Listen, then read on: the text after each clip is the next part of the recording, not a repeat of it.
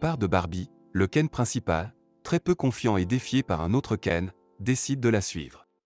Les autres Barbie lui souhaitent bonne chance et veulent savoir tout le bien que les Barbie ont apporté au monde. À mi-chemin, Ken se fait découvrir en tant que compagnon clandestin au désespoir de Barbie, trouvant les Ken inférieurs. Elle accepte qu'ils la suivent. Après un chemin traversant le désert, la mer, l'espace, les champs néerlandais, la campagne et la montagne, ils arrivent dans le monde réel à Venice Beach, en Californie. Là, ils sont soumis au regard des gens face à leur accoutrement et leur look. Alors que Barbie se sent gênée des regards et des remarques, Ken se réjouit de voir qu'il est enfin vu. Un homme agresse sexuellement Barbie via une main aux fesses, ce qui la pousse à le frapper par réflexe, et ils sont arrêtés par la police. Barbie est confuse, et Ken reste candide. Au commissariat, les remarques sexistes continuent de la part des policiers. Dans ce monde réel, apparemment il est impossible de respirer sans remarques sexistes. Il décide de prendre des vêtements moins voyants et se change en cow-boy rose et noir. N'ayant pas d'argent, ni même la notion, ils tentent de fuir le vendeur mais là, se refont arrêter par la police. Encore une fois, ils reçoivent des remarques de ceux-ci.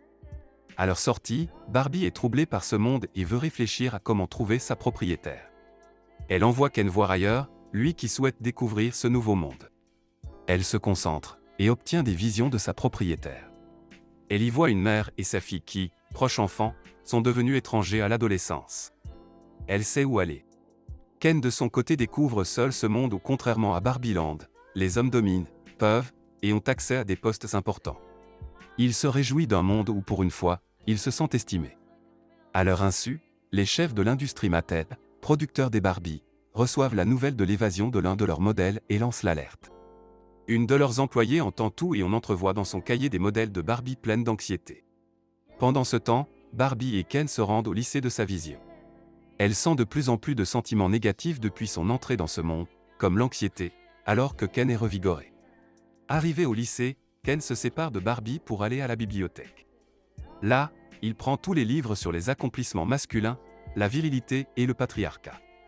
Barbie quant à elle rencontre la jeune fille de ses visions, Sacha.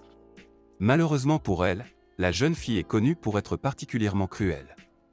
Elle n'hésite pas à humilier Barbie avec ses amis, accusant l'image de Barbie d'être un problème pour les femmes, la poussant jusqu'aux larmes.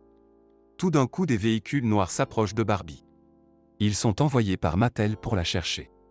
Dans une voiture plus loin, Sacha est récupéré par sa mère, Gloria, employée chez Mattel.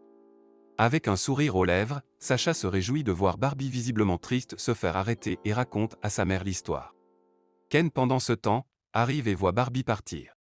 Avec l'habitude de